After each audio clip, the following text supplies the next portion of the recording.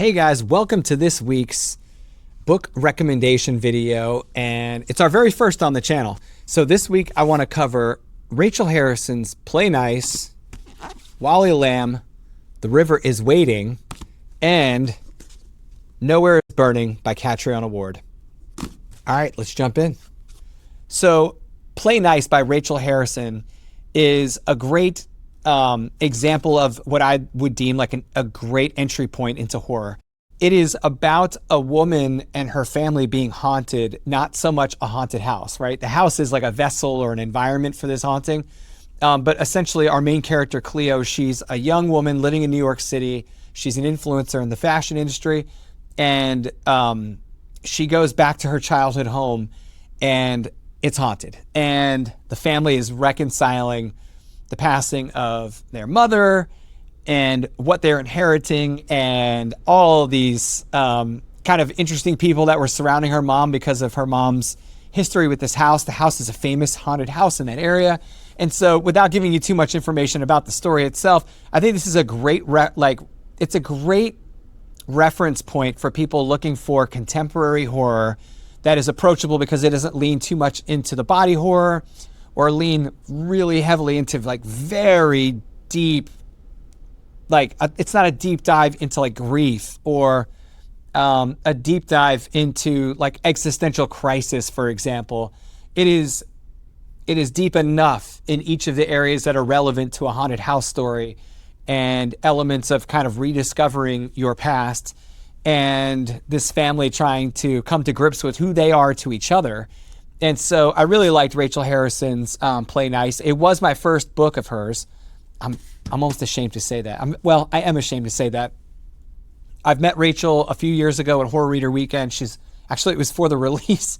I think it was during the release of Play Nice. Wonderful human, very approachable.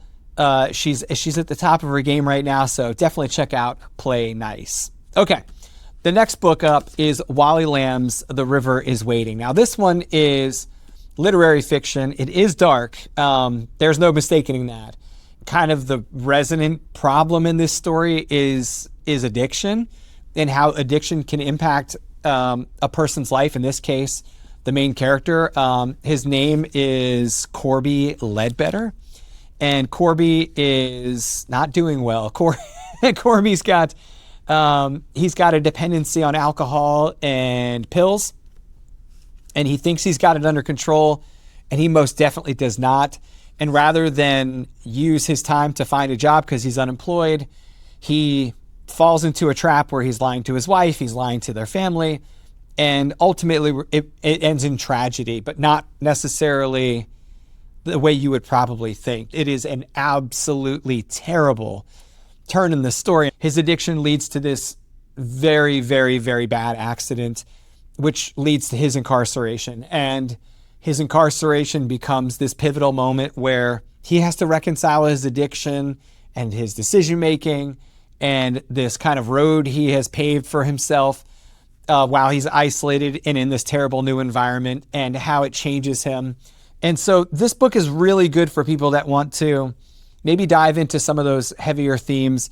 There is no light in this story outside of Wally Lamb's ability to paint a character who has the potential for more, has the potential to lift others, has the potential to mentor and lead, but finds themselves in this terrible circumstance of their own making and how it negatively impacts their life. I think the biggest thing that I got out of The River is Waiting, and this is related to the storyline of addiction, is that, and I like that Wally Lamb did this, is that they handle the topic of addiction from a perspective of its unrelenting hold on your life, no matter where you are in your life. Doesn't matter if you've recovered or not. It is omnipresent. You never get past it. You have to respect this condition in your life and your frailty in sobriety.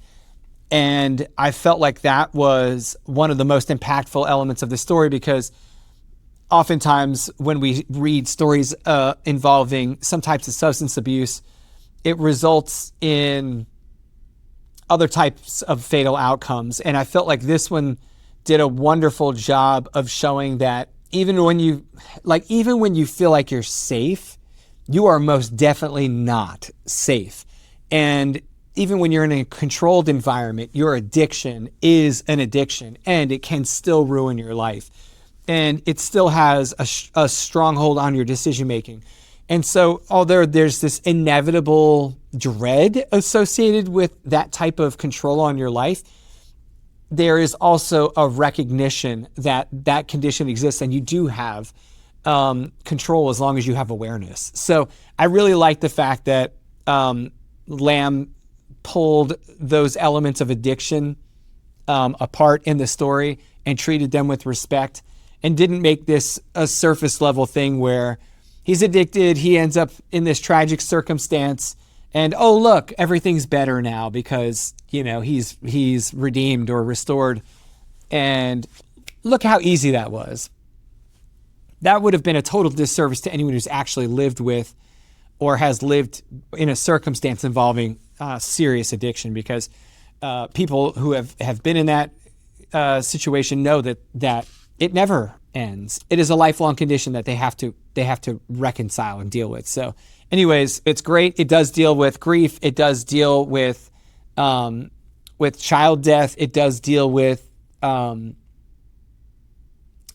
extreme regret, and it deals with a plot twist that is pretty unfair. So anyways, if all that sounds appealing, like it did to me, dive into The River is Waiting, and shout out to author Chris DeLeo, who recommended that book to me at some point on social media. Okay, now I want to talk about Nowhere Burning. This one was, it was great. It was my most recent completed read. It was my first Catriona Award read. Although I have several Catriona Awards books in my TBR, this was the first that I dove fully into. I listened to this one on audiobook. Shout out to Blvd, who supports our bookstore, Spineless Reads. So if you want to check out your audiobooks, check out Blvd, and you can select us as your bookstore of choice, and they'll share profits with us, which is super cool. And their annual subscription's great. They'll give you like all your credits up front when you pay for the whole year, which is amazing because you don't have to wait every month for a credit. But anyways, Nowhere Burning was, to me, a twist of Peter Pan, Michael Jackson's Neverland Ranch, Lord of the Flies. It was like this meets this meets this. It was multiple stories wrapped in one, and it felt very Dickens-like in the beginning. The main character, Riley, she lives with her younger brother, who she refers to as Oliver Olive. And at first I couldn't put my finger on the fact that we were in like modern day Colorado, like outside of Boulder, Colorado. And they live with this abusive cousin, and the children are enticed to escape this terrible living condition that they're in by a teenage boy who's been following them and who meets her outside of her second story window to give her directions to nowhere. Now, does that not sound like Peter Pan, right? And so the kids escape, like other kids have done, to this place called Nowhere. And Nowhere is essentially this property that holds a certain darkness. Let's just put it that way. It's in the mountains. It's remote.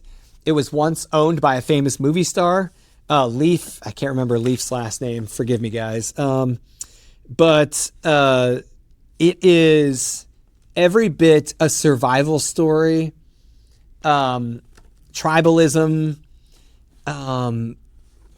Man, like, I don't know how to fully unpack this one without spoilers, so I'm just going to say this. If you are a fan of weird horror, but with a bit of a magical turn to it, it felt like an M. Night Shyamalan movie to me, right? So, like, that kind of feel. The audiobook is excellent. The book itself is excellent. I did do some read-along for parts of it. And Catriona Ward is just an outstanding writer. The story was unique. I feel like at times I was like, what is happening here? I was questioning what was going on. But in the end, all was made clear. And you can decide at the end if you're happy about that or not, right? But for me, I was happy. I really enjoyed this one. I do feel like all three of these books are wildly different dark fiction, but each of them carries a different type of weight. Each of them carries a different level of depth, and each of them carries a completely different environment. That's one of the things I love about dark fiction, whether you're talking about horror or darker literary fiction or fantasy, whatever the case is. I feel like when you can tap into a dark story, you're going to feel something. And all of these stories made me feel something. I would say Nowhere Burning was probably the hardest to keep all the threads in place. So for that one, I would say make sure you don't step away from the book for too long while you're reading, or you might miss a couple of connective tissues. The River is Waiting. You can slow burn that one a little bit easier, and it's lower risk. And then, of course, Play Nice is probably the most fluid of the books. So yeah, those are my three most recent reads that I thought were worth sharing with you guys. I do recommend all three of them. I feel like every one of these stories is so unique from the other that there's something for everyone here. And I hope you guys have really enjoyed this first reaction video or book recommendation video. For those that are new here, my name is Lucas. I'm an author, a publisher, and a bookseller. I own Spineless Reads here in Williamsburg, Virginia. We're a fiction bookstore. And this is my YouTube channel where we do all things bookish. So go ahead, like the video, subscribe to the channel, and I'll see you guys again very soon.